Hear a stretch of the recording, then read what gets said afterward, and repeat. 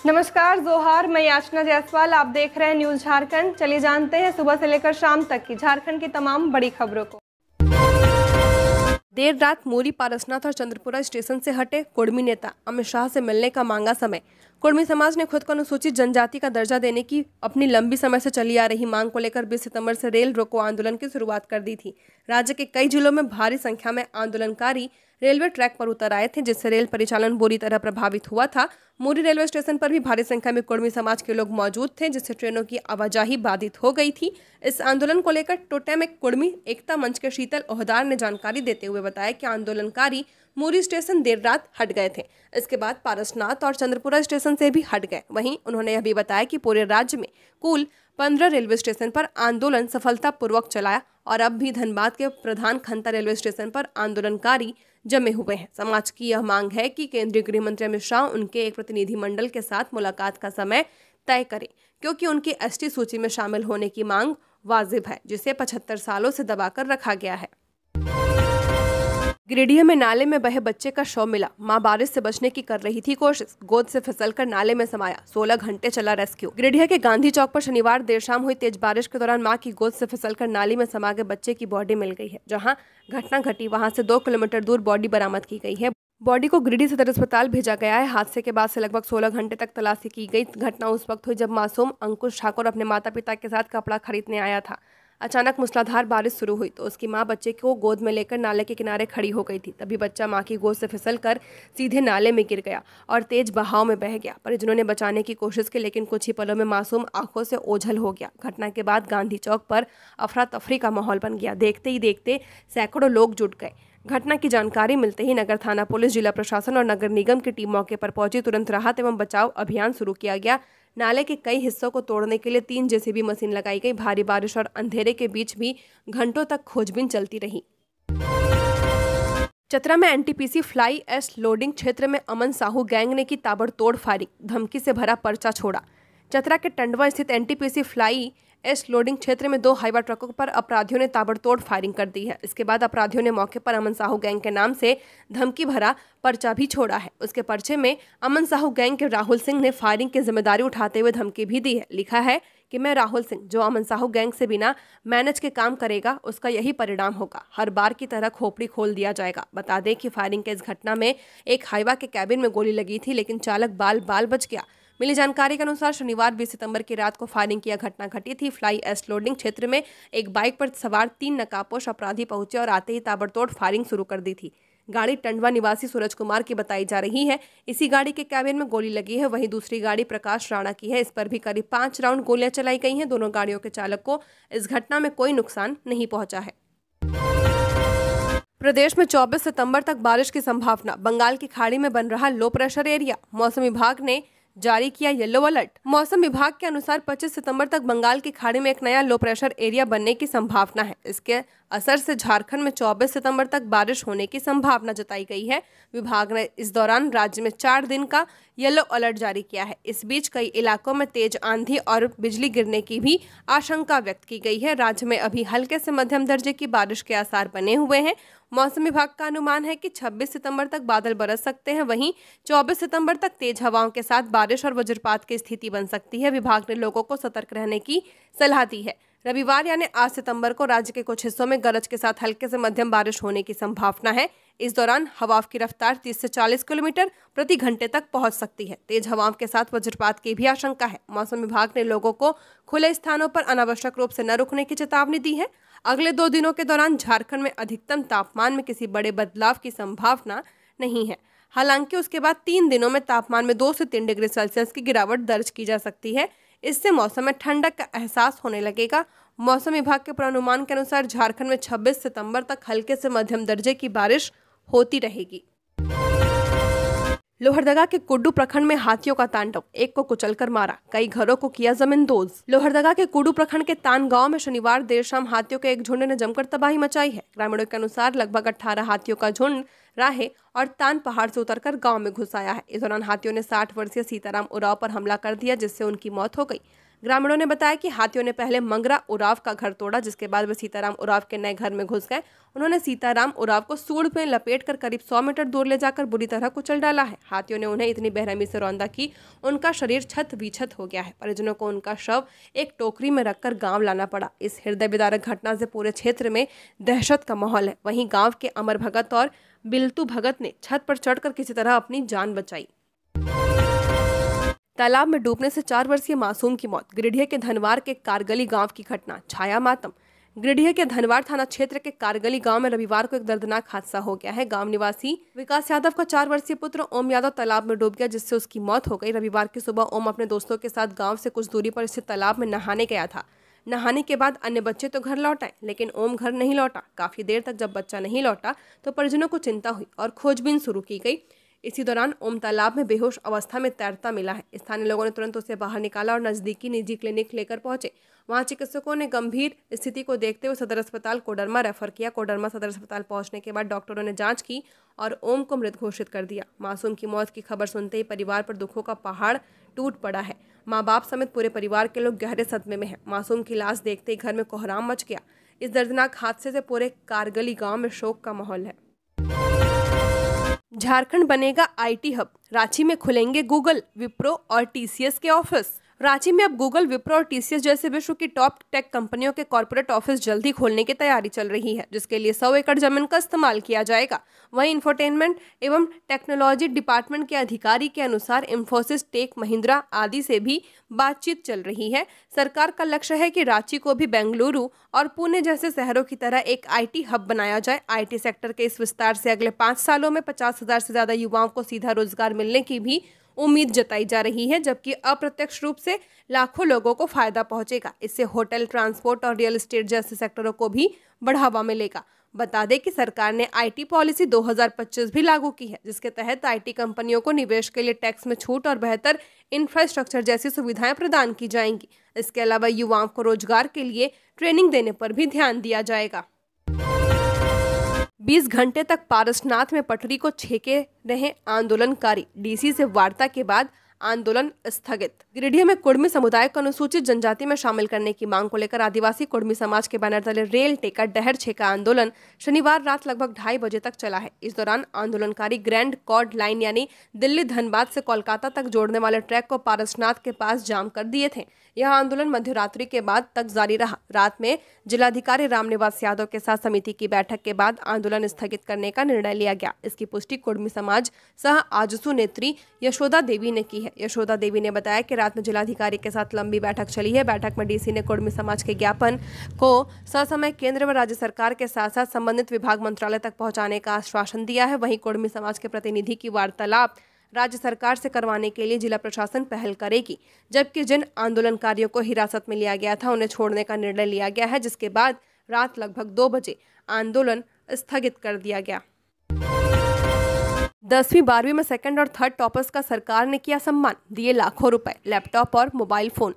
झारखंड सरकार ने शिक्षा के क्षेत्र में एक और नया उदाहरण पेश किया है। हजारीबाग में आयोजित एक समारोह में बोर्ड परीक्षा 2025 के सेकंड और थर्ड टॉपर छात्रों को सम्मानित किया गया है। इस मौके पर छात्रों की आंखों से सपने और उनके अभिभावकों की आंखों में खुशी के आंसू साफ दिखाई दे रहे थे। हजारीबाग के सीएम एक्सीलेंस ऑफ स्कूल में आयोजित इस कार्यक्रम में 9 छात्र छात्राओं को सम्मानित किया गया है। झारखंड एकेडमिक काउंसिल के तहत आयोजित कार्यक्रम में 10वीं और 12वीं के सेकंड टॉपर को 2 लाख रुपए का cheque, laptop, mobile phone, school bag और प्रशस्ति पत्र दिया गया है, जबकि थर्ड टॉपर को 1 लाख रुपए का cheque, laptop, mobile phone, school bag और प्रशस्ति पत्र प्रदान किया गया है। जो छात्र बाहर रहकर पढ़ाई कर रहे थे उनके अभिभावकों को यह पारितोषिक सौंपा गया है। इस मौके पर अभिभावकों का भावुक होना स्वाभाविक था। उन्होंने कहा, हमारे पास पहले से मोबाइल और लैपटॉप नहीं था, अब सरकार की इस मदद से बच्चों की पढ़ाई आसान हो जाएगी। हम झारखंड सरकार और एकेडमिक काउंसिल का दिल से धन्यवाद करते हैं। यह पहल न केवल छात्रों को आर्थिक मदद प्रदान करती है, बल्कि उनके आत्मविश्वास को भी कई गुना बढ़ाती है। साल का आखिरी सूर्य ग्रहण, सूतक काल और राशियों पर असर। साल 2025 का आखिरी सूर्य ग्रहण 21 सितंबर की रात से 22 सितंबर की सुबह तक लगने जा रहा है। खास बात यह है कि इस दिन सर्वपितृ अमावस्या भी बन रही है। भारतीय समयानुसार यह सूर्य ग्रहण रात 11 बजे शुरू होगा और सुबह 3:23 पर समाप्त होगा। इसकी कुल अवधि 4 घंटे से ज्यादा है, जबकि पीक समय रात 1:11 बजे रहेगा। हालांकि राहत की बात यह है कि भारत में यह सूर्य ग्रहण दिखाई नहीं देगा, इसलिए सूतक काल लागू नहीं होगा। लेकिन खगोलीय दृष्टि से यह ग्रहण विशेष महत्व रखता है। इसे दक्षिणी प्रशांत महासागर, न्यूजीलैंड, ऑस्ट्रेलिया और अंटार्कटिका से कुछ हिस्सों में देखा जा सकता है। सूर्य ग्रहण तब होता है जब चंद्रमा अपनी परिक्रमा करते हुए सूर्य और पृथ्वी के बीच आ जाता है और सूर्य की रोशनी का कुछ या पूरा हिस्सा पृथ्वी तक नहीं पहुंच पाता। ज्योतिष विशेषज्ञों के अनुसार साल का यह अंतिम सूर्य ग्रहण सभी 12 राशियों पर प्रभाव डाल सकता है। विशेषकर वृषभ, कर्क, कन्या, धनु, मकर और कुंभ राशियों पर इसका नकारात्मक असर ज्यादा रहेगा। कब आएगा मुख्यमंत्री मैया सम्मान योजना का पैसा? आ गई डेट, सीएम सोरेन का संदेश। मुख्यमंत्री हेमंत सोरेन ने राज्य की सभी मैया को दुर्गा पूजा की अग्रिम बधाई और शुभकामनाएं दी हैं। मुख्यमंत्री के द्वारा सभी मैया लाभुकों के नाम एक संदेश भेजा जा रहा है, जिसमें मुख्यमंत्री मैया सम्मान के तहत दी जा रही सहायता राशि का जिक्र किया गया है। मुख्यमंत्री ने लिखा है कि जोहार, दुर्गा पूजा की खुशियां इस बार होंगी दुगनी।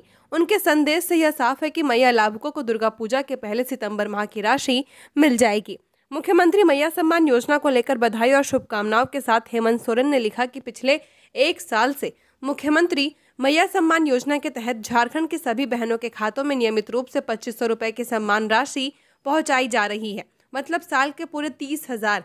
यह आप बहनों के अटूट विश्वास और समर्थन से ही संभव हुआ है। स्वावलंबी और सशक्त झारखंड के सपने को साकार करने के लिए हमारी सरकार लगातार बहनों के खातों में यह सम्मान राशि भेज रही है, ताकि उन्हें आर्थिक मजबूती और आत्मनिर्भरता मिले। बता दें कि सितंबर माह में राज्य की 50 लाख से ज्यादा महिला लाभुकों को योजना के तहत 2500 रुपए की राशि भेजी जाएगी। मिली जानकारी के मुताबिक जिलों के मैया को 22 सितंबर से आर्थिक सहायता की राशि जानी शुरू हो जाएगी। महालया पर देवघर में उमड़ा आस्था का सैलाब। शिवगंगा में हजारों लोगों ने किया पितरों का तर्पण। अज्ञात मृत्यु तिथि वाले पूर्वजों का विशेष श्राद्ध।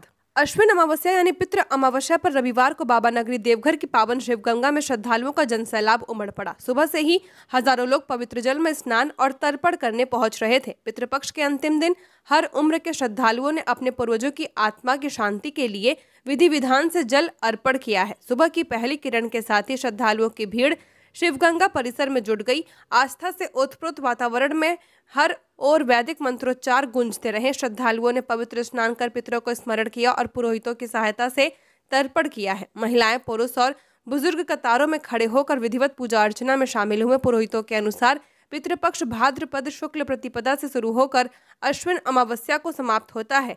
यह दिन विशेष रूप से उन लोगों के लिए महत्वपूर्ण माना जाता है जिन्हें अपने पितरों की मृत्यु तिथि ज्ञात नहीं होती। ऐसे लोग महालय अमावस्या पर श्राद्ध और तर्पण कर सकते हैं। चुटुपालू घाटी में पलटी पर्यटन विभाग की बस, सड़क पर लगा लंबा जाम। राजधानी रांची के रामगढ़ स्थित चुटुपालू घाटी में आज रविवार की सुबह पर्यटन विभाग की बस पलट गई। बस पलटने से सड़क पर वाहनों का आवागमन पूरी तरह बाधित हो गया। जानकारी के अनुसार बस कल रात घाटी में ब्रेकडाउन हो गया था। आज सुबह जब मरम्मत का कार्य शुरू किया गया तो अचानक बस लुढ़क कर पलट गई। गनीमत रही कि बस में कोई नहीं था, इस कारण किसी के जान को कोई खतरा नहीं हुआ है। क्रेन की सहायता से बस को हटाने का प्रयास किया जा रहा है। 4 लेन का एक रूट क्लियर हुआ है। घटना के संबंध में मिली जानकारी के अनुसार कल शनिवार की रात से बस घाटी में खड़ी थी। आज रविवार की सुबह बस में खराबी ठीक करने के लिए काम शुरू किया गया था। मैकेनिक ने जैसे ही काम शुरू किया, अचानक बस घाटी में लुढ़कने लगी और अनियंत्रित होकर पलट गई। बस पलटते ही सड़क जाम हो गया। रामगढ़ और रांची दोनों ही ओर से गाड़ियों की लंबी कतार लग गई। इधर जैसे ही बस लुढ़ककर घाटी की ओर पलटने वाला था, पास से एक मोटरसाइकिल गुजर रहा था। गनीमत रही कि मोटरसाइकिल सवार युवक गाड़ी छोड़ वहां से भाग निकला, जिससे उसकी जान बच गई। वहीं मोटरसाइकिल बस के नीचे आ गया। युवक पूरी तरह सुरक्षित है। क्रेन से ट्रक को किनारे किया गया है। झारखंड की 4,345 पंचायतों का होगा सोशल ऑडिट, योजनाओं का होगा खुला हिसाब। झारखंड सरकार ने पंचायती राज व्यवस्था को और अधिक पारदर्शी व जवाबदेह बनाने की दिशा में बड़ा कदम उठाया है। राज्य की कुल 4,345 पंचायतों में पंचायती राज विभाग की योजनाओं का सोशल ऑडिट कराया जाएगा। इसमें पलामू की 265 पंचायतें भी शामिल हैं। सोशल ऑडिट के जरिए पंचायत भवनों, पंचायत ज्ञान केंद्र, डिजिटल पंचायत योजना सहित विभागीय योजनाओं और कार्यक्रमों की गतिविधियों व उपलब्धियों की समीक्षा की जाएगी। इस दौरान योजनाओं के क्रियान्वयन, पारदर्शिता और जनता को मिले लाभ की गहन जांच की जाएगी। इस संबंध में पंचायती राज निर्देशक ने झारखंड सोशल ऑडिट सोसाइटी के निर्देशक को पत्र लिखकर आवश्यक दिशा निर्देश जारी किए हैं। इससे यह सुनिश्चित किया जाएगा कि पंचायत स्तर पर योजनाओं की सही स्थिति सामने आ सके और खामियों को दूर किया जा सके। एशिया कप, भारत पाकिस्तान एक बार फिर आमने सामने, रांची में क्रिकेट का जोश हाई। एशिया कप 2025 का सुपर 4 चरण क्रिकेट प्रेमियों के लिए रोमांच और जुनून का नया अध्याय लेकर आया है। आज का मुकाबला भारत और पाकिस्तान के बीच होना है, जिसे लेकर पूरे देश में ही नहीं बल्कि राजधानी रांची में भी गजब का उत्साह देखा जा रहा है। क्रिकेट प्रेमी और खिलाड़ी सुबह से ही इस मैच को लेकर रोमांचित हैं। इस महामुकाबले का इंतजार हर किसी को है, क्योंकि भारत पाकिस्तान का मैच अपने आप में हमेशा हाई वोल्टेज ड्रामा लेकर आता है। भारतीय टीम इस समय बेहतरीन फॉर्म में है। कप्तान सूर्य कुमार यादव की अगुवाई में टीम का मनोबल ऊंचा है। ऑलराउंडर हार्दिक पांड्या का प्रदर्शन लगातार शानदार रहा। वहीं जसप्रीत बुमराह अपनी घातक गेंदबाजी से विपक्षी बल्लेबाजों को परेशान करने में माहिर हैं। युवा बल्लेबाज अभिषेक शर्मा के आक्रामक शॉट्स को लेकर भी प्रशंसकों में खासा उत्साह है। क्रिकेट विशेषज्ञों का मानना है कि भारत अगर अपनी लय बनाए रखे तो पाकिस्तान को एक बार फिर शिकस्त का सामना करना पड़ सकता है। दहेज में ट्रैक्टर नहीं देने पर हुआ विवाद, दामाद ने ससुर की कर दी हत्या। दुमका से एक बड़ी घटना सामने आई है, जहां दहेज में ट्रैक्टर नहीं मिलने पर दामाद ने अपने ससुर की बेरहमी से पीट कर हत्या कर दी है। मामला सरायहाट गोविंदपुर गांव के कदिया टोला का बताया जा रहा है। मिली जानकारी के अनुसार घटना उस वक्त हुई है जब गोविंदपुर गांव निवासी रविंद्र कापरे अपनी बेटी से मिलने उसके ससुराल गया था। इसी दौरान ट्रैक्टर की मांग को लेकर दामाद विवाद करने लगा, जो कि बाद में हिंसक हो गया। दामाद ने ससुर की लाठी डंडे से पीट कर हत्या कर दी। 23 वर्षीय आरोपी का नाम सुधीर यादव बताया जा रहा है। पुलिस को घटना की सूचना मिलते ही मौके पर पहुंची और घायल को तत्काल स्वास्थ्य केंद्र पहुंचाया, जिससे डॉक्टरों ने प्राथमिक इलाज के बाद देवघर रेफर कर दिया, जहां इलाज के दौरान मौत हो गई। मिली जानकारी के अनुसार मृतक रविंद्र के पास 3 ट्रैक्टर हैं, जिसमें दामाद एक ट्रैक्टर की मांग कर रहा था, लेकिन जब रविंद्र ने ट्रैक्टर देने से मना कर दिया तो दोनों में विवाद शुरू हो गया और विवाद ने बाद में हिंसक रूप ले लिया। जीएसटी रिफॉर्म 2025, नया सिस्टम 22 सितंबर से आम आदमी को बड़ी राहत। देश में टैक्स व्यवस्था की तस्वीर बदलने जा रही है। 22 सितंबर से वस्तु एवं सेवा कर जीएसटी का नया ढांचा लागू होगा, जिसे 2017 में लागू हुए जीएसटी के बाद अब तक का सबसे बड़ा सुधार माना जा रहा है। 3 सितंबर को ही 56वीं जीएसटी काउंसिल की बैठक में यह अहम फैसला लिया गया है। अब केवल 2 स्लैब रहेंगे, 5% और 18%। वहीं लग्जरी और सीन गुड्स पर 40% तक टैक्स लगेगा। सरकार ने कंपनसेशन सेस को भी पूरी तरह खत्म कर दिया है। सरकार का दावा है कि इन सुधारों से न सिर्फ महंगाई पर लगाम लगेगी, बल्कि उपभोक्ताओं की जेब में करीब 2 लाख करोड़ रुपए बचेंगे। त्योहारों के सीजन में यह कदम बाजार में मांग बढ़ाने में भी मददगार साबित हो सकता है। त्योहारों से पहले लागू हो रहा यह सुधार बाजार में नई ऊर्जा भरने की उम्मीद जगा रहा है। विशेषज्ञों के मुताबिक उपभोक्ताओं की जेब में अतिरिक्त पैसे बचने से त्योहारों की खरीदारी को गति मिलेगी और ग्रामीण शहरी दोनों बाजारों में खपत बढ़ेगी। झारखंड में शर्मनाक घटना, 4 नाबालिग लड़कों ने पति के सामने किया महिला से रेप। झारखंड में शर्मनाक घटना सामने आई है। यहाँ के पश्चिमी सिंहभूम के मंझारी में गुरुवार शाम 4 नाबालिग लड़कों ने एक नाबालिग लड़की के साथ गैंगरेप किया है। पीड़िता अपने नाबालिग पति के साथ घर लौट रही थी। रास्ते में आरोपियों ने पति की पिटाई कर मोबाइल छीन लिया और रेप किया। सूचना के बाद पुलिस मौके पर पहुंची और चारों आरोपियों को गिरफ्तार कर लिया है। घटना के बाद पीड़िता ने गांव लौटकर परिजनों को जानकारी दी है। शुक्रवार को ग्रामीणों ने आरोपियों को खोजना शुरू किया। शनिवार को चारों को पकड़कर मंझारी पुलिस के हवाले कर दिया गया है। सभी को बाल सुधार गृह भेजा गया है। जानकारी के अनुसार घटना के समय पीड़िता पति संग साइकिल से गांव लौट रही थी। इस दौरान चारों आरोपियों ने पहले पति की पिटाई की, मोबाइल छीनकर जान से मारने की धमकी देकर बारी बारी से दुष्कर्म किया। बाद में फोन लौटाने के बदले 10,000 रुपए की मांग भी की। पीड़िता किसी तरह गांव पहुंची। शुक्रवार सुबह ग्रामीणों की बैठक में मामला उठा और आरोपियों की तलाश शुरू की गई। मंझारी थाना प्रभारी मौके पर पहुंचे और चारों आरोपियों को गिरफ्तार कर लिया।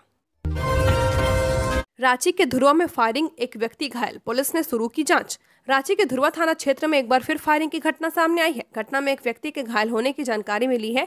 घायल व्यक्ति को स्थानीय लोगों की मदद से तुरंत नजदीकी अस्पताल में भर्ती कराया गया, जहां उसकी हालत स्थिर बताई जा रही है। जानकारी के अनुसार फायरिंग एक आपसी विवाद के दौरान की गई। घटना की सूचना पर हटिया डीएसपी और धुरवा थाना की पुलिस पहुंची। वरिष्ठ अधिकारी भी मौके पर पहुंचे। उन्होंने पूरे क्षेत्र का जायजा लिया और मामले की गंभीरता को देखते हुए तत्काल जांच शुरू कर दी है। पुलिस ने सीसीटीवी फुटेज और अन्य साक्ष्यों की मदद से फायरिंग करने वाले आरोपी की पहचान करने का प्रयास किया जा रहा है। साथ ही घायल व्यक्ति से भी बयान लेकर पूरे मामले का खुलासा करने की प्रक्रिया चल रही है।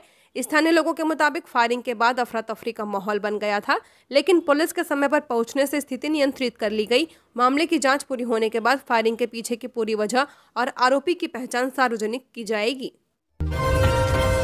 सांसद संजय सेठ के नेतृत्व में साइक्लोथॉन से शुरू हुआ सांसद खेल महोत्सव, कमांडर गौरी मिश्रा बनी आकर्षण का केंद्र। रांची के मोहराबादी मैदान से रविवार सुबह सांसद खेल महोत्सव 2025 का रंगारंग आगाज हुआ है। हजारों युवाओं और खेल प्रेमियों की भागीदारी के बीच आयोजित इस भव्य कार्यक्रम की शुरुआत साइक्लोथॉन से हुई है। आयोजन का नेतृत्व केंद्रीय रक्षा राज्य मंत्री सह सांसद रांची संजय सेठ ने किया है। इस महोत्सव का मुख्य उद्देश्य स्वस्थ युवा फॉर विकसित भारत अभियान को जन जन तक पहुंचाना है। उद्घाटन के मौके पर संजय सेठ ने कहा कि खेल न केवल शरीर को तंदुरुस्त रखता है बल्कि समाज को अनुशासन और ऊर्जा से भी भरता है। उन्होंने युवाओं को संदेश दिया कि यदि देश को विकसित भारत बनाना है तो पहले फिटनेस और हेल्थ पर जोर देना होगा। सुबह 7 बजे मोहराबादी मैदान में हजारों की भीड़ उमड़ी। माहौल उत्साह और जोश से भरा हुआ था। कार्यक्रम का शुभारंभ संजय सेठ और झारखंड के पूर्व मुख्यमंत्री रघुवर दास ने संयुक्त रूप से हरी झंडी दिखाकर किया है। रघुवर दास ने इस मौके पर कहा कि साइक्लोथॉन जैसे आयोजन युवाओं को नशे से दूर रखने और समाज में सकारात्मक ऊर्जा पैदा करने का माध्यम है। रांची में शख्स की मौत पर थाने में तोड़फोड़, थाना प्रभारी का फोड़ दिया सिर। बीती रात शनिवार को राजधानी रांची के एक थाने में बड़ा बवाल हो गया। काफी संख्या में लोगों ने पंडरा थाने में अचानक हमला बोल दिया। इस उपद्रव में पुलिसकर्मियों को भी गंभीर चोट आई है। दरअसल मामला एक हफ्ते पहले का है, जहां एक सड़क हादसे में गुमला के निवासी घायल हो गए थे, जिसके बाद उनका इलाज रांची के एक अस्पताल में चल रहा था। लेकिन शनिवार देर रात उस शख्स की मौत हो गई। शख्स की मौत के बाद भारी संख्या में लोग परिजनों के साथ पहुंचे और सड़क जाम कर दिया। इसके बाद पुलिस ने किसी तरह मामला शांत करवाया, लेकिन थोड़ी ही देर में मामला फिर बिगड़ गया और लोग थाने पर हमला बोल दिया। दरअसल मामला बीते रविवार की है, जहां रांची के एक सड़क हादसे में एक शख्स घायल हो गया था। सड़क हादसे में एक ट्रेलर ने गुमला के पंडरा थाना क्षेत्र के निवासी को टक्कर मार दी थी, जिसके बाद रांची में इलाज के दौरान उसकी मौत हो गई। झारखंड में खेती योग्य और बंजर भूमि का बनेगा विस्तृत डाटाबेस, जिला स्तर पर तैयार होगा डेटा।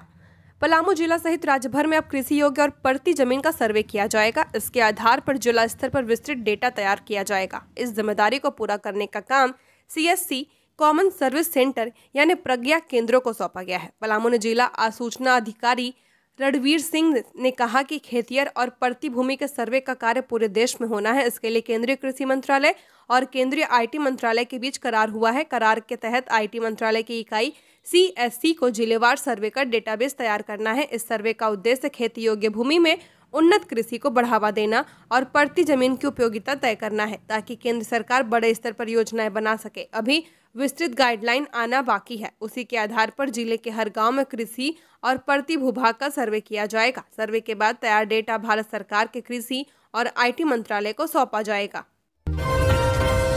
पाकुड़ में डाक विभाग ने प्रभात फेरी के जरिए जीवन बीमा योजना का किया प्रचार प्रसार।